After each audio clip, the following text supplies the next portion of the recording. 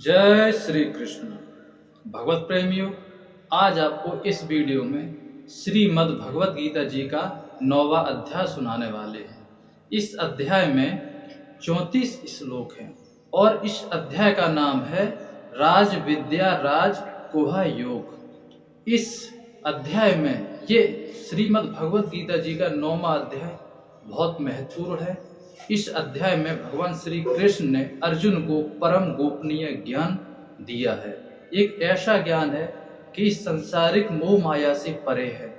जो संसार में सुख है, जिसे हम बहुत बड़ा सुख मानते हैं, धन दौलत परिवार बच्चे संपत्ति, ये सुख मानते हैं, इससे भी बड़ा सुख जो है वो अर्जुन को भगवान श्री कृष्ण ने बताया है। तो आपसे निवेदन है कि वीडियो को पूरा देखें, लाइक करें, शेयर करें और हमारे इस YouTube चैनल को सब्सक्राइब जरूर कर लें और घंटी वाले बटन को ऑल कर लें। हम जब भी श्रीमद् भगवत गीता जी का वीडियो बनाएं आप तक पहुंच जाए। तो आपसे निवेदन है कि वीडियो को पूरा देखें और ध्यान से सुनें। मैं आपको सरल भाषा में श्रीमद् भगवत गीता जी के 9वें अध्याय का अर्थ बताने वाला हूं और आपसे निवेदन है कि वीडियो को पूरा देखा करें। फिर आप कमेंट करते हैं मुझे यहाँ समझ में नहीं आया, इसलिए मैं कहता हूँ कि वीडियो को पूरा देखें। यदि फिर भी आपका कोई शंका है तो आप हमें कमेंट कर सकते हैं, मैं आपको समझाने की पूरी कोशिश करूँगा। जय श्री कृष्ण। अब मैं आपको अर्थ बताने वाला हूँ, इसलिए ध्यान से सुनें। उसके उपरांत श्री कृष्ण बोले, हे अर्जुन, तुझ दोष दृष्ट रहित भक्त के लिए इस परम गोपनीय ज्ञान को रहस्य के सहित कहूंगा कि जिसको जानकर तू दुख रूप संसार से मुक्त हो जाएगा। भगवान श्री कृष्ण कह रहे हैं कि हे अर्जुन, मैं तुझे अब वो गोपनीय ज्ञान बताने वाला हूँ कि इस दुख रूपी संसार से तू सदा के लिए मुक्त हो जाएगा। यह ज्ञान सब विद्याओं का राजा तथा सब गोपनीयों का भी राजा एवं अति पवित्र उत्तम प्रत्यक्ष फल वाला और धर्मयुक्त है। ये ज्ञान गोपनीय है, जो राजा महाराजा साधु संत किसी के पास नहीं था। वो ज्ञान भगवान श्री कृष्ण अर्जुन को सुना रहे हैं। कह रहे हैं, साधन करने को बड़ा सुगम और अविनाशी है। हे परंतप, इस तत्व ज्ञान रूप धर्म में श्रद्धा रहित पुरुष मेरे को न प्राप्त होकर मृत्यु रूप संसार चक्र में भ्रमण करते हैं। हे अर्जुन, मुझ सच्चिदानंद घन परमात्मा से यह सब जगत जल से बर्फ के सदृश भरपूर है। सब भूत मेरे अंतर्गत संकल्प के आधार स्थित हैं, इसलिए वास्तव में उनमें मैं स्थित नहीं हूँ और वे भूत मुझ में स्थित नहीं है।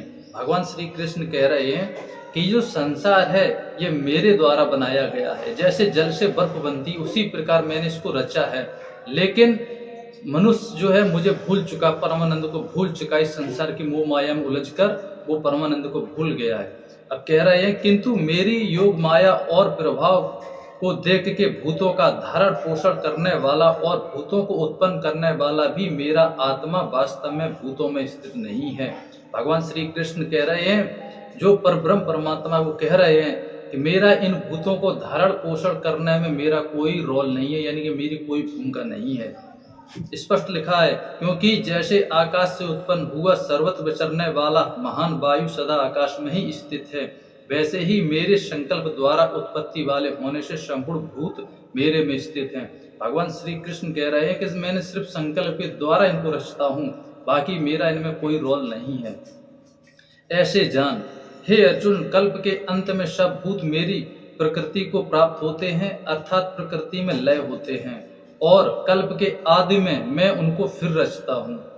भगवान फिर रचते हैं, यानी कि जैसे एक युग होता है, एक युग समाप्त हो जाता है। मान लीजिए जैसे द्वापर युग समाप्त हुआ, ये कलयुग आया, भगवान ने फिर मनुष्य रचे, फिर पृथ्वी रची, फिर हरा भरा मतलब जंगल है, जो फूल पत्ती वनस्पति सब रचे, ठीक है, रंग बिरंगा मौसम रचा, सब कुछ रच दिया। ये परमात्मा कह रहा है कि मैं फिर से रचता हूँ।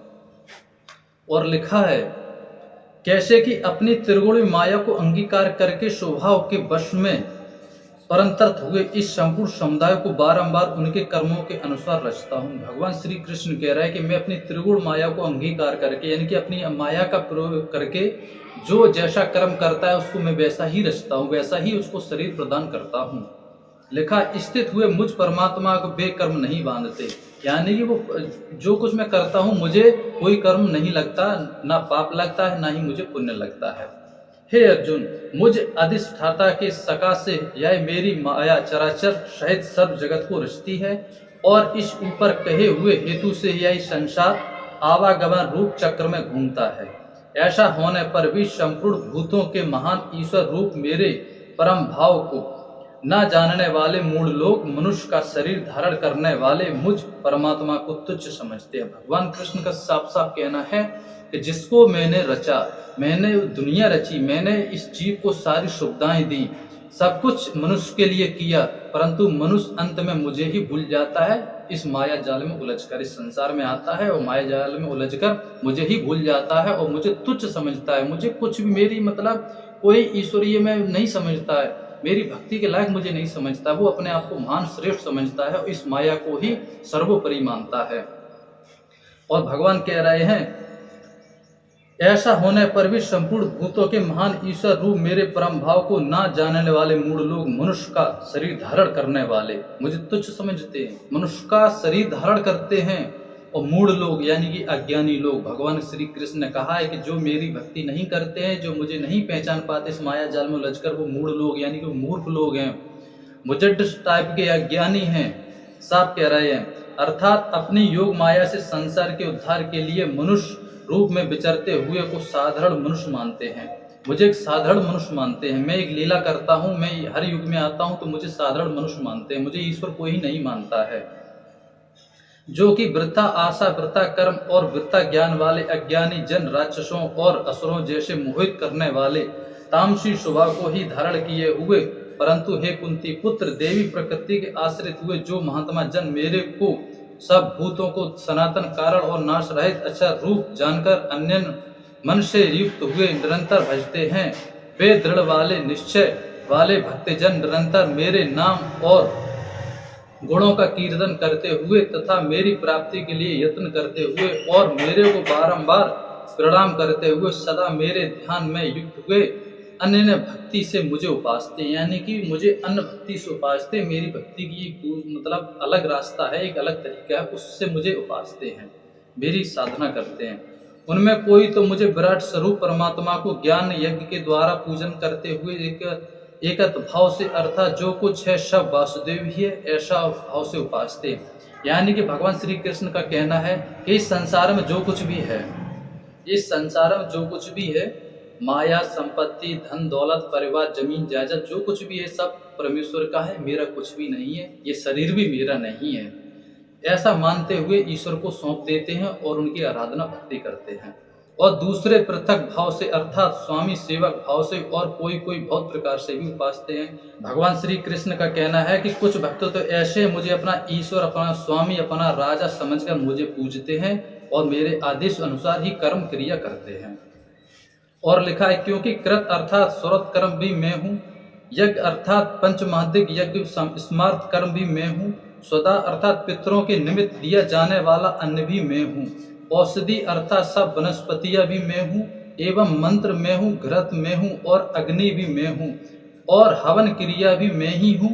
हे अर्जुन, मैं ही इस संपूर्ण जगत का धाता अर्थात धारण पोषण करने वाला एवं फल को देने वाला तथा माता पिता और पितामह हूँ और जानने युक्त पवित्र ओंकार तथा ऋग्वेद, सामवेद, यजुर्वेद भी मैं हूँ। परमात्मा ने साफ कह दिया है कि चारों वेद भी मैं हूँ, माता पिता भी मैं हूँ, पितामह भी मैं हूँ और जो कुछ फल मिलता है, जो कुछ भक्ति साधना आप करते हो, यानी कि आप कोई काम करते हो उसको जो आपको फल मिलता है वो फल भी मैं ही हूँ। लिखा है, प्राप्त होने योग्य तथा भरण पोषण करने वाला, सबका स्वामी, शुभाशुभ का देने वाला, सबका वासस्थान और शरण लेने योग्य तथा प्रति उपकार न चाहकर हित करने वाला और उत्पत्ति प्रलय रूप तथा सबका आधार निधान और अविनाशी कारण भी मैं ही हूँ। मैं ही सूर्य रूप हुआ तपता हूँ तथा वर्षा को आकर्षण करता हूँ और बरसाता हूँ। और हे अर्जुन, मैं ही अमृत और मृत्यु एवं सत्य और असत भी सब कुछ मैं ही हूँ। यानी कि अमृत भी मैं हूँ, जहर भी मैं हूँ, सत्य भी मैं हूँ, असत्य भी मैं हूँ और सूर्य जो है वो मैं ही हूँ, मैं ही तपता हूँ, मैं ही बरसाता हूँ। वर्षा जो होती है वो बोलते मैं ही करता हूँ, मेरा ही इसमें काम है। परंतु जो तीनों वेदों में विधान किए हुए सकाम कर्मों को करने वाले और सोमरस को पीने वाले एवं पापों से पवित्र हुए पुरुष मेरे को यज्ञों के द्वारा पूजकर स्वर्ग की प्राप्ति चाहते हैं, वे पुरुष अपने पुण्यों को फल रूप इंद्रलोक को प्राप्त होकर स्वर्ग में दिव्य देवताओं के भोगों को भोगते हैं। वे उस विशाल स्वर्गलोक को भोगकर पुण्य क्षीण होने पर मृत्यु लोक को प्राप्त होते हैं। भगवान श्री कृष्ण कह रहा है कि कुछ भक्त ऐसे हैं जो तीनों वेदों में जो मेरी पूजा की विधि लिखी है, यज्ञों का जो तरीका लिखा है, यज्ञ कैसे किया जाता है, यज्ञों का जो अनुष्ठान लिखा है उसको करते हैं। करने के बाद उनके पुण्य बनते, पुण्य बनने के बाद उनको स्वर्ग प्राप्त होता है, इंद्रलोक में जाते, देवताओं की पदवी भोगते हैं, कोई कई वर्षों तक वहां रहते हैं और पुण्य क्षीण होने पर वो पुनः फिर से इस मृत्यु लोक संसार में आ जाते हैं। लिखा है इस प्रकार स्वर्ग के साधन रूप तीनों वेदों में कहे हुए सकाम कर्म के सरल हुए और भोगों की कामना वाले पुरुष बारंबार जाने आने को प्राप्त होते हैं। यानी कि जो तीनों वेदों के अनुसार भक्ति करते हैं वो यहाँ आते और जाते हैं, उनका जन्म मरण से छुटकारा नहीं मिल सकता। अर्थात पुण्य के प्रभाव से स्वर्ग में जाते हैं और पुण्य क्षीण होने पर मृत्यु लोक में आते हैं। जो अन्य भाव से मेरे स्थित हुआ भक्तजन मुझ परमेश्वर को निरंतर चिंतन करते हुए निष्काम भाव से भजते हैं, उन नित्य एक ही भाव से मेरे में स्थिति वाले पुरुष का योग स्वयं प्राप्त कर देता हूँ। भगवान श्री कृष्ण का कहना है कि यदि कोई मनुष्य वो शास्त्रों को, चार वेदों को पढ़ता है और निष्काम भाव से भक्ति करता है, देखिए वेदों में विधि वो गलत नहीं बता रहे भगवान कृष्ण, लेकिन उनका कहना है कि आपने वेदों में विधि पढ़ी कि भक्ति कैसे करनी है, मंत्र जाप कैसे करना है, यज्ञ दान कैसे करना है, आपने सब कुछ देख लिया, समझ लिया। उसके बाद यदि आप सकाम भाव से करते हैं तो आपका मोक्ष नहीं होगा, आपको स्वर्ग मिलेगा, स्वर्ग जाएंगे आप, वहां कई दिनों तक रहेंगे, कई वर्षों तक रहेंगे, उसके बाद पुण्य क्षीण होने पर आप मृत्यु लोक में आ जाएंगे। यदि आप शास्त्रों की विधि को समझकर यज्ञ अनुष्ठान करते हैं, निष्काम भाव से भक्ति करते हैं, तो भगवान श्री कृष्ण कह रहे हैं तो ऐसे भक्तों का पुनर्जन्म नहीं होता है, वो हमेशा के लिए चले जाते इस लोक से और उनका मोक्ष हो जाता है। और लिखा यदि श्रद्धा से युक्त हुए जो सकामी भक्त दूसरे देवताओं को पूजते हैं वो मेरे को ही पूजते हैं। कुछ सकामी पुरुष ऐसे होते हैं जो अन्य देवी देवताओं को पूजते हैं, वो मुझे ही पूजते हैं, किंतु उनका वह पूजन अवधि पूर्वक है, अर्थात अज्ञान पूर्वक है। भगवान श्री कृष्ण कह रहे हैं कि जो अन्य देवी देवताओं को पूजते हैं उनका अज्ञान पूर्वक है, अवधि पूर्वक, यानी कि उनका रास्ता सही नहीं है, उनकी पूजा की विधि गलत है और वो अज्ञानी मनुष्य है जो अन्य देवी देवताओं को पूजते हैं, क्योंकि वो मुझे ही पूज रहे हैं। क्योंकि संपूर्ण यज्ञों का भोक्ता और स्वामी भी मैं हूँ। स्पष्ट कर दिया है कि जो भी यज्ञ है, आप जो कुछ भी यज्ञ करोगे, जो कुछ दान करोगे, मुझे ही करोगे, मैं सबका स्वामी, सबका ईश्वर मैं ही हूँ। परंतु वे मुझ अधियज्ञ स्वरूप परमेश्वर को तत्व से नहीं जानते, इसी से गिरते, यानी कि वो मुझे तत्व से नहीं जानते, ओरिजिनल नहीं जानते कि मैं कौन हूँ, मुझे साधारण समझते, इसलिए वो नरक में गिरते, इस मनुष्य लोक में जन्मते, मरते, 84 लाख योनि में भटकते हैं। स्पष्ट कह रहे हैं, अर्थात पुनर्जन्म को प्राप्त होते हैं। हो गया क्लियर? अब मैं आपको आगे बताता हूँ।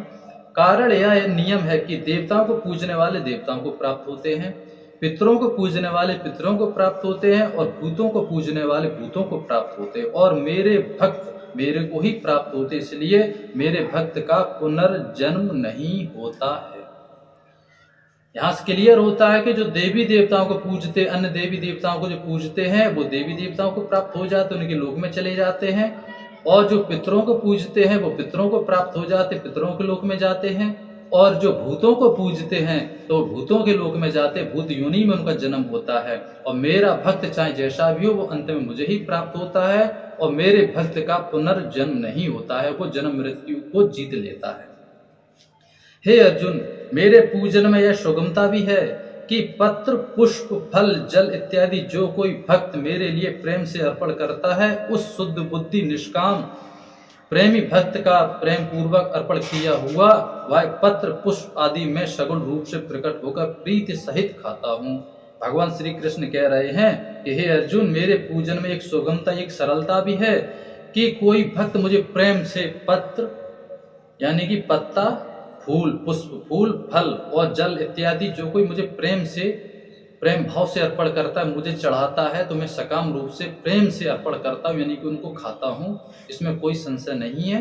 और लिखा है, इसलिए हे अर्जुन, तू जो कुछ कर्म करता है, जो कुछ खाता है, जो कुछ हवन करता है, वह जो कुछ दान देता है, सब कुछ मेरे स्वधर्म चरण रूप तप करता है, वैसा मेरे अर्पण कर। यानी कि जो कुछ कर्म करता है, जो कुछ खाता है, जो कुछ दान देता है, जो कुछ क्रिया करता है, जो कुछ काम करता है, जो पूजा पाठ करता है, यज्ञ करता है, जब जप करता है, दान करता है, सब मेरे अर्पण कर दे, मेरे लिए कर। इस प्रकार कर्मों को मेरे अर्पण करने रूप संन्यास योग युक्त हुआ मन वाला तू शुभाशुभ फल रूप कर्म बंधन से मुक्त हो जाएगा। यानी कि ऐसा अगर यदि तू करता है, जो कुछ कर्म करता है मेरे अर्पण करता है, तो तुझे कोई कर्म बंधन नहीं लगेगा और कर्म बंधन से मुक्त हो जाएगा।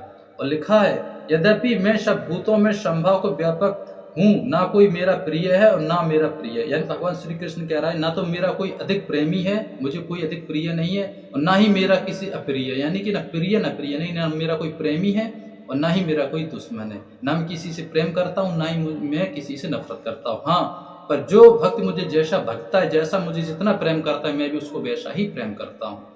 लिखा है, मेरे भक्त का और भी प्रभाव सुन, यदि कोई अतिशय दुराचारी भी अन्य भाव से मेरा भक्त हुआ निरंतर मेरे को बचता है, साधु ही मानने योग्य है, क्योंकि वह यथार्थ निश्चय वाला है, अर्थात उसने भली प्रकार निश्चय कर लिया है कि परमेश्वर के भजन के समान अन्य कुछ भी नहीं है, इसलिए वह शीघ्र ही धर्मात्मा हो जाता है। भगवान श्री कृष्ण कह रहा है, यदि कोई मनुष्य दुराचारी पापी है और उसको ज्ञान प्राप्त हो गया है और उसने समझ लिया है कि भगवान की भक्ति के अलावा कुछ नहीं है, भगवान की भक्ति करनी चाहिए, और वो भक्ति करता है, मेरे भजन में लगा हुआ है, और वो शीघ्र धर्मात्मा हो जाता है।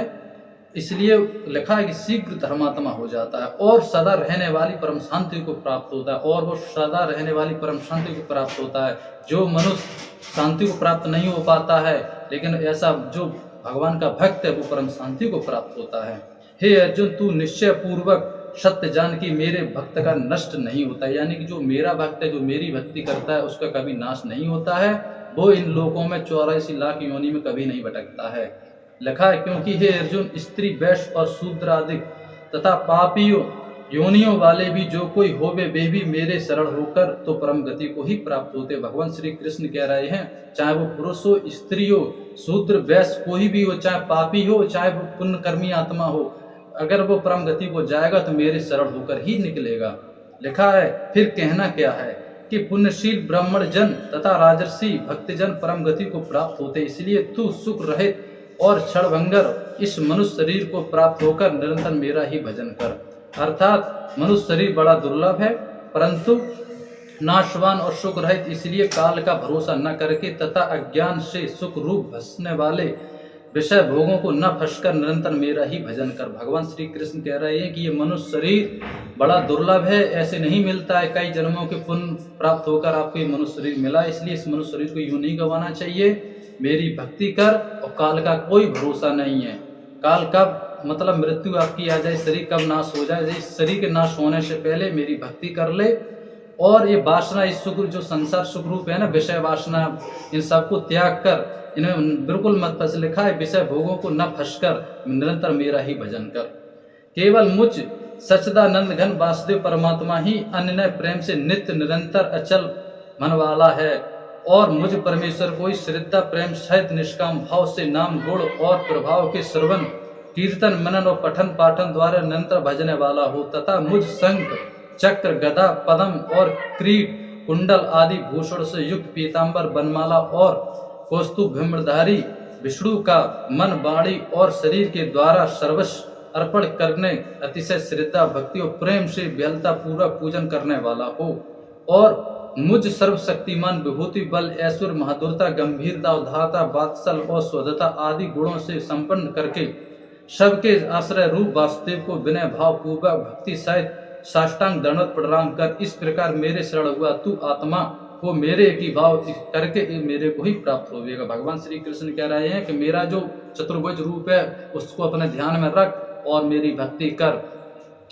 और साष्टांग दंडवत यानी मुझे दंडवत प्रणाम करके मेरा भजन कर, और मैं तुझसे वचन करता हूँ कि तू अंत में मुझे ही प्राप्त होगा। तो भगवत प्रेमियों, मैंने आपको गीता अध्याय 9 का सरल अर्थ बताया है। यदि आपको समझ में नहीं आए तो कमेंट करके हमें बताएं, हम आपको पुनः फिर से समझाने की कोशिश करेंगे। ये श्रीमद् भगवत गीता जी का 9वां अध्याय था। इस अध्याय में 34 श्लोक हैं। तो भगवत प्रेमियों, आज के लिए इतना ही, और जल्द हम आपको 10वां अध्याय सुनाने की कोशिश करेंगे। जय श्री कृष्ण।